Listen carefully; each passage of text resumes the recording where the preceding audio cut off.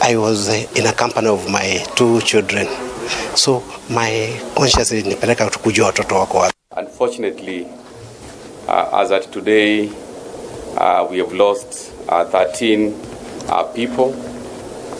Yesterday, we lost 10. And this morning, we've lost an additional 3 passengers arising from the accident that occurred yesterday. The 2 Nissans, the passenger vehicles, were carrying 34 passengers. So far, 24 who had been admitted at Iguhu, 3 were treated and discharged yesterday. As at now, 6 are still admitted at our level 4 hospital in Iguhu, Ikolomani. We condole with the families that have lost their loved ones and those in hospitals who wish them a quick recovery. Now, elsewhere, the Chair of Council of Governors, Wajir County Governor Ahmed Abdullahi, has called for urgent mediation as 20 billion shillings budget cut threatens county services. The governor says the mediation between the Senate and the county assemblies failed to conclude, with the 2 parties not agreeing on the way forward. There was a heated exchange in Parliament between senators and the Budget and Appropriations Committee led by Chairperson Ndindi Nyoro over the budget cuts, with the senators saying the county's services will be thwarted. You are all aware that the Division of Revenue Act was passed, but the CARA was not assented to, and there was an attempt to amend the Division of Revenue to reduce the amount going to counties by 20 billion. We made our case to the Senate. The Senate agreed with us and rejected the proposal to reduce the 20 billion. But the National Assembly, without getting a concurrence on Division of Revenue Act, unilaterally went ahead and reduced that allocation by 20 billion. That necessitated the need for mediation between the Senate and the County Assembly. That mediation exercise started, but yesterday I am reliably informed that it was adjourned indefinitely without picking another date for a meeting, because it was felt that the mediation was going nowhere. And the contention being raised, I'm reliably informed, is that the National Assembly wants us to come out of court with respect to the KRB funds under the RMLF, the Road Maintenance Levy Fund. I want to say here, as Chair of Council of Governors, these things have nothing to do with each other. Let's head over to the dramatic county of Nandi, where chaos erupted at the Nandi County Assembly after a section of members of the County Assembly exchanged blows following a disagreement during the voting process of the submission of the ad hoc report. The 15-member committee under the leadership of Benjamin Kerich was formed by the Nandi County Assembly a month ago to monitor and investigate on the county's performance.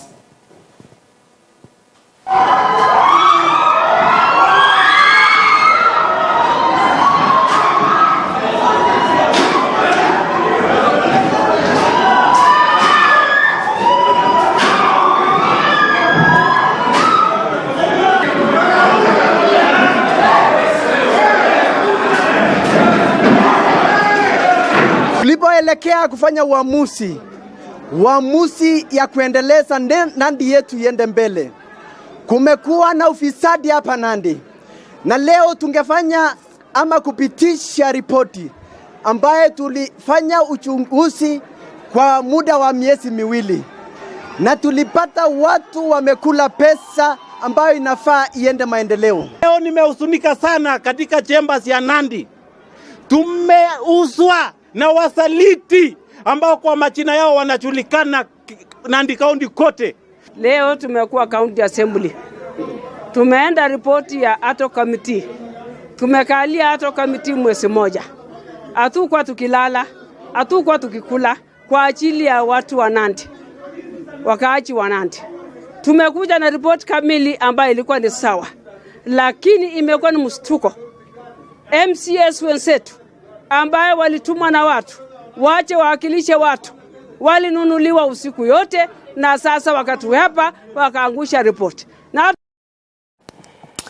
I wonder what residents of Nandi County Assembly thought when they saw these dramatic scenes at the floor of the county assembly. But yet again, this is not the first county assembly we've seen that. We've seen that in quite a bit of many, as well as even the upper houses, the Senate and the National Assembly, just in history.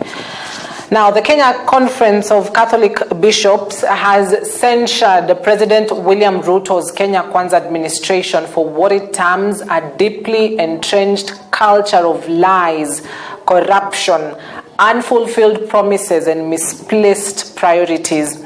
Led by the KCCB chairman, Reverend Maurice Muhatia Makumba, the bishops have accused politicians of turning a deaf ear to key concerns by Kenyans, including overtaxation, unemployment, war on graft, as well as hiccups in the CBC and shift transition, while prioritizing their selfish agenda. Corruption may not always involve financial benefits, but the unjust use of position and authority or abuse of office. The massive greed we are witnessing is shocking and heartbreaking. The violation of human rights and freedom of speech. We are appalled by the blatant recurring incidents of reported abductions, disappearances, torture, and killings of Kenyans. We also decry the increasing murder of women. This has caused great consternation, anger, and disgust. Many families are still grappling with the loss of their children who are brutally killed, injured, or went missing. When the government fails to fulfill its promises, particularly concerning payments to essential service providers, it harms vulnerable communities. This is the case with NHIF. The neglect of faith-based organizations, hospitals, now owed billions in dues, is an issue we have addressed constantly, even with the President. We recall the pertinent and resolved issues we have raised recently with the government: over taxation of Kenyans, the hiking of the missionary work permits, youth unemployment, regulations of the education system, especially the CBC and university loan scheme, the failure to constitute the IEBC, etc. We believe that genuine consultation of all concerned stakeholders in all these matters is necessary beyond the casual public participation.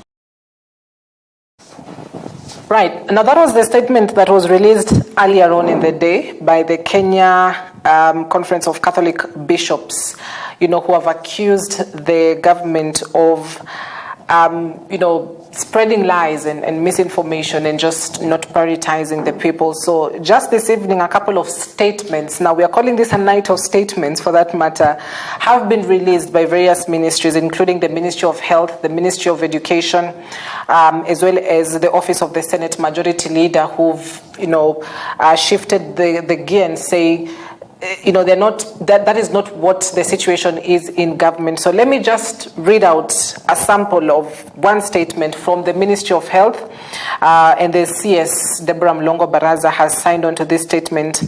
And she says the government takes great exception in the misleading, erroneous and false statement issued by the Catholic Church bishops on obligations owed by the government through the defunct NHIF. She says the government is fully committed to settle the dues or debts owed to the hospital. She also says the ministry remains committed to providing transparent, accessible and affordable health care, and further calls on all stakeholders, including the Catholic Church, to support the rollout of the Social Health Insurance Fund. Now, let me also sample the statement sent out by Senate Majority Leader, that is Aaron Cheriot, the Senator for Kericho County, to which he says his attention has been drawn to the statement issued by the Catholic Church bishops alleging that a constitutional amendment bill is being considered and rushed through Parliament. The bill in question was presented by the Senate of Nandi, Samson Cherargei, himself a devout Catholic faithful. Now, for the record, this was a privately sponsored bill, and says the majority party UDA disassociates itself with the bill and urges its members not to support it. He says the clergy must avoid being purveyors of propaganda, fake news, and falsehoods, and he urges the church to avoid being roped into a scheme to destroy our institutions. So that, or those two samples I've read, are just some of the statements that have been sent out tonight. Like I said, the Ministry of Health, the Ministry of Education, Senate Majority Leader as well, and I'm sure as time goes by, more statements will come up, perhaps in response to just what the clergy have said right there. Now let's head over to State House, where President William Ruto chaired a cabinet meeting and was briefed on the impressive stability of the macroeconomic situation in the country following 2 years of deliberate fiscal management measures. The Kenyan economy continues its strong recovery from past global and domestic challenges, achieving robust growth. Members were informed that inflation, which reflects the increase in prices over time, had declined substantially to 2.7% last month, drawn from a high of 9.6% in September of 2022. This is the lowest inflation rate since 2007 during President Mwai Kibaki's tenure, and aligns with the target set in the Kenya Kwanza Manifesto. Consequently, the prices of various types of food, particularly maize, beans, and peas, have decreased over the past year. A 2-kilogram packet of maize, which was retailing at 176 shillings a year ago, now is selling at 124 shillings averagely. Welcome to this cabinet meeting, especially our development partners and the World Bank specifically. We have billions of shillings to drive the programs that we have in every ministry. To the UAE to discuss some of our mining issues with the UAE. Otherwise, 17th of September. Okay, so it's been a while. And you know, that do not give us the impact we are looking for. Asked the head of public service to convene a meeting with all our principals. We have resources according to this money that is available. That is money we can use to drive the program with the agenda that we have.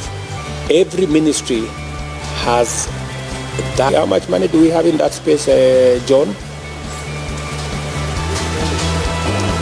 Let me maybe just read the ongoing project as at 31st September 2024 to financial years. Yes. And spend. Yes. You know?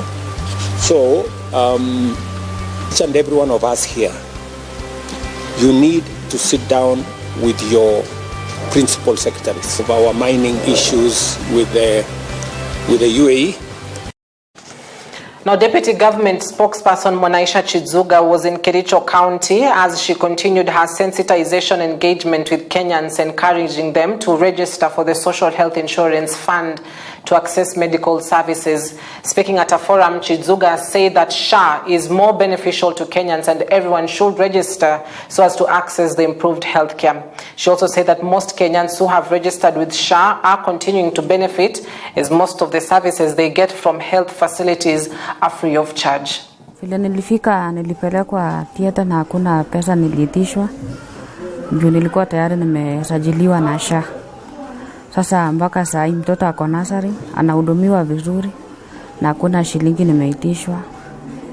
fitina ni nyingi, lakini siasa tuweke wapi?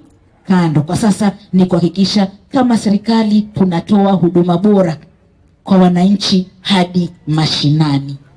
Tuko pamoja. Mpango wa Linda Mama katika mfumo wa awali tulikuwa serikali inasimamia shilingi 5,000 tu, lakini katika mfumo wa SHA kina mama hai serikali tumesimamia hadi shilingi 10,000. Ukiwa utajifungua bila operation, lakini uzazi unakuja na mambo mengi. Iwapo unajifungua kwa operation tunasimamia hadi shilingi 30,000 kutoka shilingi 16,000. Wale ambao tunauguza wagonjwa wenye magonjwa sugu, magonjwa ya figo, awali chini ya NHIF tulikuwa tunasimamia shilingi 9,500. Hivi sasa tunasimamia shilingi 10,650. Kwa hivyo kama kwa wiki unapata session 2 ni pesa ngapi? 21,000. Kama uko na masuala ya magonjwa ya kansa, maana wengi wamepoteza maisha kwa kuchelewa, chini ya SHA inakupatia nafasi kwenda kupimwa, kwenda kuchunguzwa. Na iwapo umpatikana hali yako si nzuri, hiyo insurance iko wazi, tunakwenda hadi zaidi ya shilingi 400,000. Kwa hivyo katika jamii zetu kuanzia sasa hakuna mtu atapoteza maisha yake kiholela. Wanasema kinga ni bora kuliko tiba. Ndio maana tumekuja Kerisho kusisitiza kwamba mjisajili katika mpango wa SHA. Mpango huu ni wenu, kwa manufaa yenu, ni ushuru wenu, mliofanyia kazi, wakati wa kufaidi ni sasa. Right now to our news feature tonight, tragedy has struck 4 times in just 4 days, with 4 women dead through femicide as the crisis continues to grip our communities. Reports indicate that over 100 women have been murdered in a span of 3 months, marking the highest count in 5 years within such a short time. As our reporter Caroline Muthoni details, the killings tend to involve intimate partners or individuals relatively close to the victims. Watch. Tumbavu ilikuwa kamoja na kichwa kando. Unaona mkono hii kando, hivyo tuna mguu kando na kando. Each day across the country, countless women fall victims of a brutal and tragic fate. In a span of 3 months, more than 100 women have been reported dead, with their perpetrators still on the run. Majority of these cases are traced back to their spouses being the perpetrators of the act. In less than a week, 4 murders have been reported, raising tension on the safety of women against femicide, which has become a day-to-day reality. The body of a 19-year-old Sharon Atieno, also known as Nicole, was killed hours after she left her home for a stroll, and her badly mutilated body discovered on Friday, November 8, 2024, dumped in a banana farm in Kiambaa. Her friends say that she left her residence in the Degwa, Karori at 10 p.m. on Thursday to make a phone call where she decided to take a walk, leaving her behind. Hours later, she tried to reach out to her phone, but it was switched off. It was not until the following day that the body was discovered in a banana plantation in Gachore village, Kiambaa. No arrest has been made so far. This latest incident comes barely 2 days after the Directorate of Criminal Investigations DCI officers on Tuesday arrested the suspect behind the gruesome murder of his 24-year-old wife in Mugererwa area of Chuka, Meru South. Reportedly, the suspect turned against his wife of 2 years following a family dispute, inflicting fatal cuts on her head and legs. Neighbors whose attention was drawn to the action arrived at the suspect's house to find a profusely bleeding victim in a terminal situation. Upon rushing to the scene, a Maasai club, also known as a rungu, a black whip, and a panga, all soaked in blood, were found behind the body of the victim. Further, more blood was observed on the wall and the floor, indicating that the young lady struggled to escape for her life. Concerned neighbors raised alarm, which led to the police of Chuka arriving at the scenes. Efforts to rush the victims to the nearest hospital were futile, as she was announced dead before arrival. The suspect was placed in custody pending arraignment before the court. Not too long, a 21-year-old man believed to have murdered his employer and went to hiding on Sunday, November 10th, in Jithaine area, Kasarani, is among 3 suspects arrested.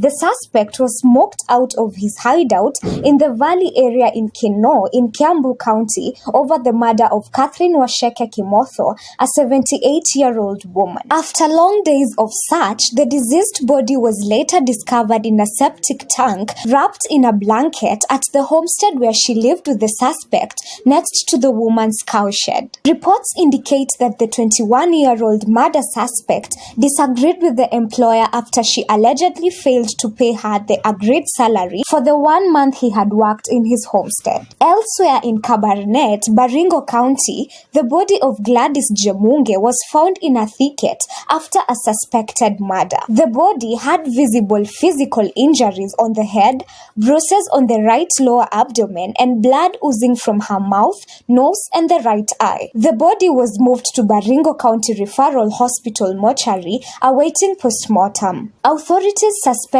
that the incident was linked to a deadly love triangle and alleged betrayal. The decaying body was found inside the home of her husband after an overpowering stench emerged from the house. The neighbors broke down his door only to discover the decomposing body. The body was found dumped on the floor with a rope tied to her neck, suggesting a likelihood that the suspect strangled his wife to death. Following the discovery, the police were called in and immediately arrested the 25-year-old suspect, a watchman at a local primary school. The man, who had one child and his wife before the tragic incident, is said to have confessed to his uncle over the murder after the body was discovered. Ole wangu naye nilistuka.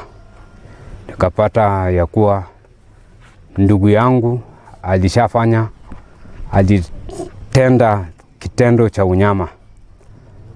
Akaua ambaye alikuwa anaishi naye ni kama bibi yake, wako na mtoto mmoja.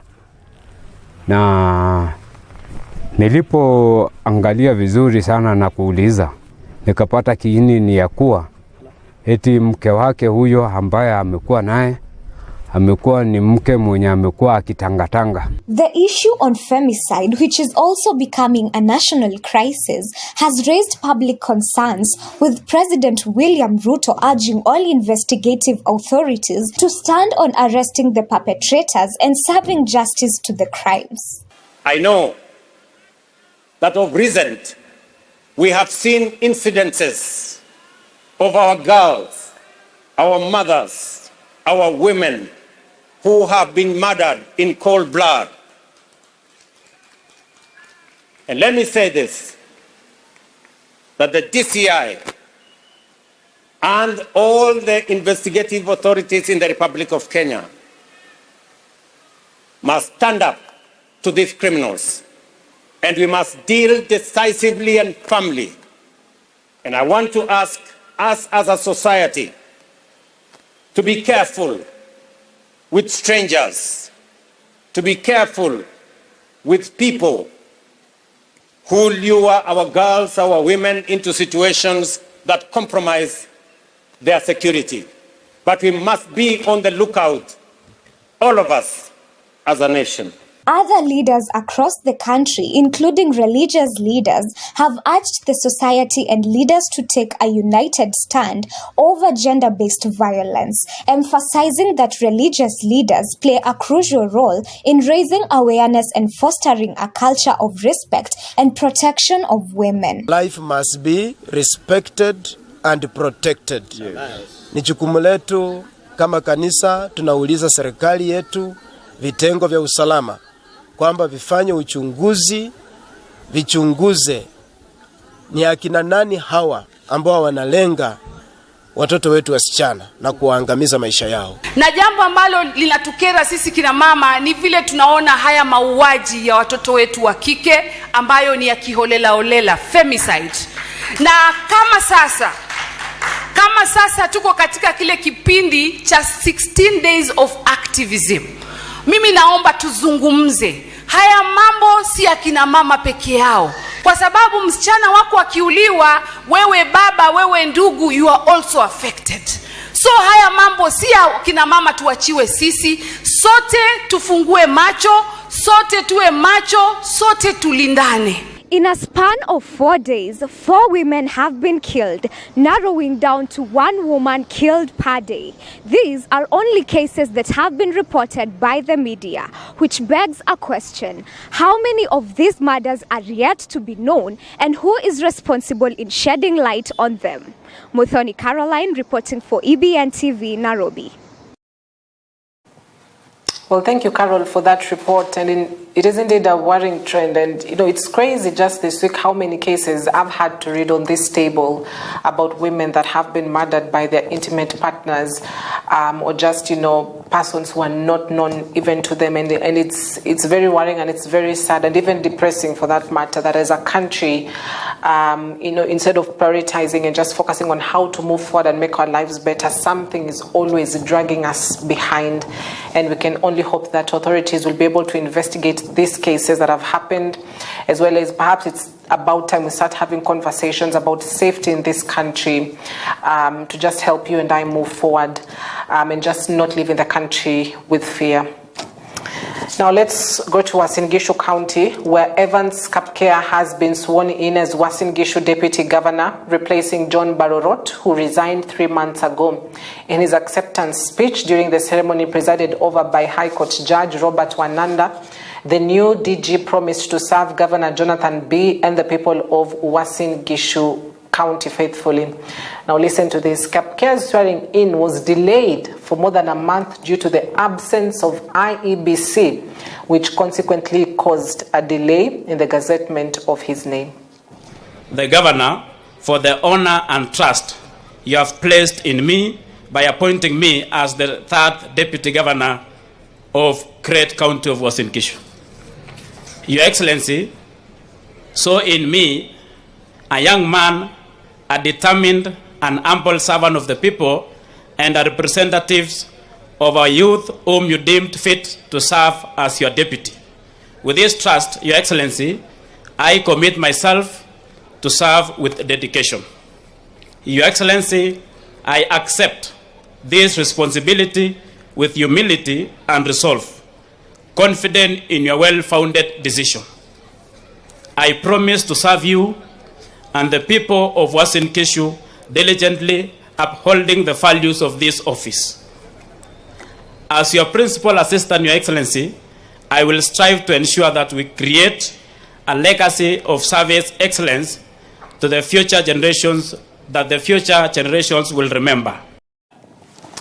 Now, do you know I told you that statement is interesting? That's because for the Deputy County Governor for Uasin Gishu, it took over a month because he had no clearance from IEBC. But for our Deputy President, Kithure Kindiki, if you remember keenly, after the High Court gave its ruling and, upheld the impeachment of Rigathi Gachagua, the former Deputy President, it was just a matter of hours before a statement came out.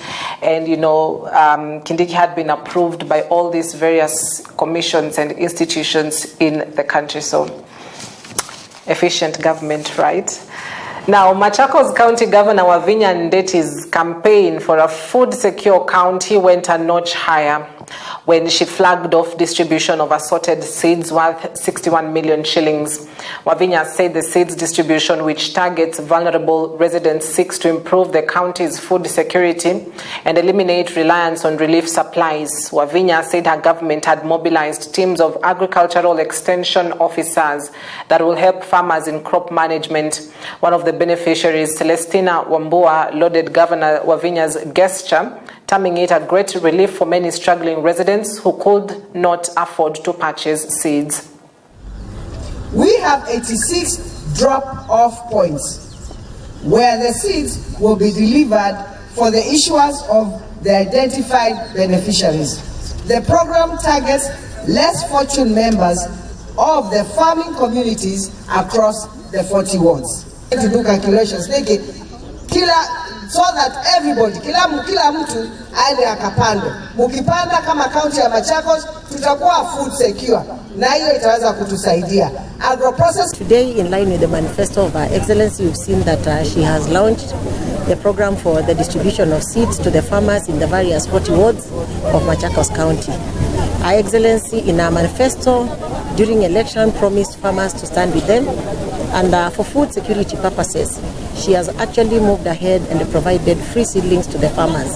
The seeds that we have launched today are going to be distributed in the 40 wards across the county. As you can see, and she said, all the lorries are here. They are all going to go to the counties. The seeds are being taken to the various chiefs' offices. And we have the ward distribution committee where the ward administrator, the assistant chief, and the agriculture officers are going to take charge and make sure that the registered farmers and the registered people at that level and the sub-locations.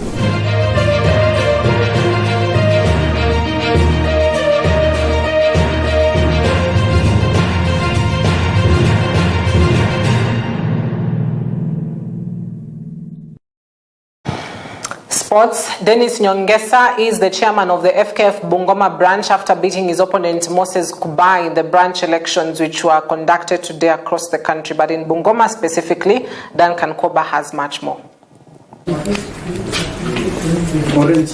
Dennis Nyongesa has been re-elected the chair of FKF Bungoma branch for the second term. This is after garnering 28 votes against 2, which were the only consoling votes for a one-time chairman's branch, Moses Kubai.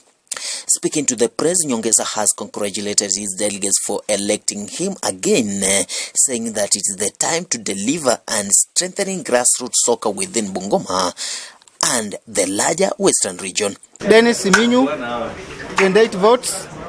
Moses Bahia, 2 votes. Dennis Nyongesa, the winner. Ni kuwashukuru delegates kwa kuwa na trust kwangu na kunipatia nafasi mara ya pili ili uweze kuwafanyia kazi. Na kama unavyojua ile kura nimepewa inamaanisha walikuwa na uaminifu kwangu. Na mimi kitu ninaweza kuambia delegates ni kwamba hii kazi sio yangu peke yangu. Ni kazi ya timu yote na ni kazi ya teams. So siwezi ahidi ati nitafanyia nini, ila tutakaa pamoja kama vilabu na kama viongozi ndio tuweke mikakati ya kuweza kuinua kiwango cha soka katika Bungoma County.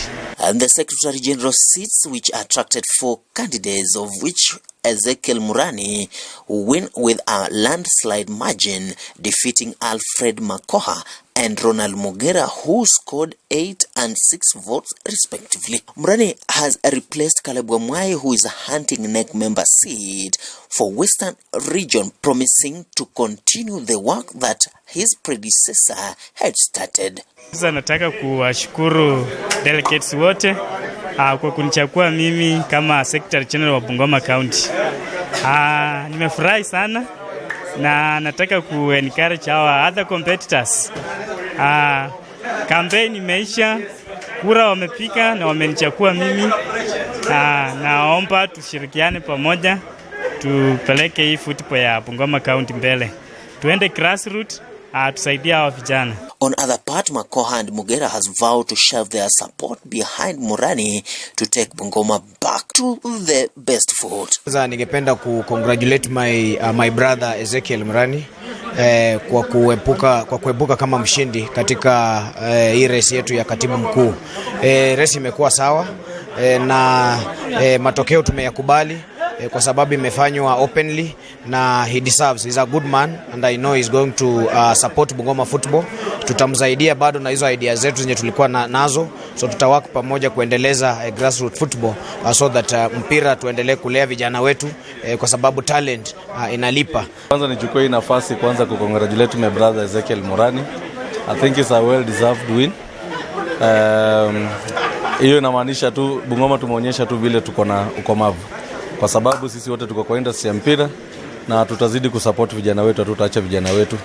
Kile tutaomba Ezekiel ni afanye kazi na watu wote, kuna wale wamempigia, kuna wale hajampigia kura, support kila mmoja wao. Jacinta Machasio has defended women representative seat by defeating a youthful Ned Kutsuru after garnering 16 votes against 14. The returning officer, Fidel Sikamba, was satisfied on how the exercise was carried, wishing everyone who participated in the election all the best. Shukuru watu wa Bungoma. Turnout imeweza kuwa mzuri. We are at 97%. jinsi siku imekuwa hatujakuwa na visa vingi sana. Ile tulikuwa na delay kidogo ya candidate moja ya voter moja kukuja, but tunashukuru Mungu tumemaliza. Voters wamekuwa so sensitive. We didn't have any spoiled or rejected votes. Na pia I want us to wish those who have won a successful to them.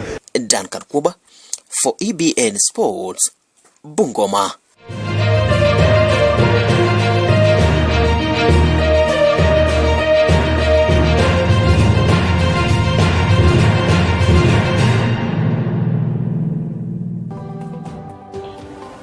All right, so that is where we wrap it up tonight. So thank you very much for watching. The FKF elections for the branches across about 44 counties were held in Kenya today. And as the day goes by and the week ends, we'll be able to get more updates on all the people that won in various polling stations in the country as they were voting for some, seats. That includes the chairman, secretary, treasurer, women, as well as youth leaders of FKF in the counties before they can now get to the presidential elections come the month of December. So allow me to put a full stop at this point. Thank you for watching. See you tomorrow, same time, same place. My name is Cynthia Nanjala.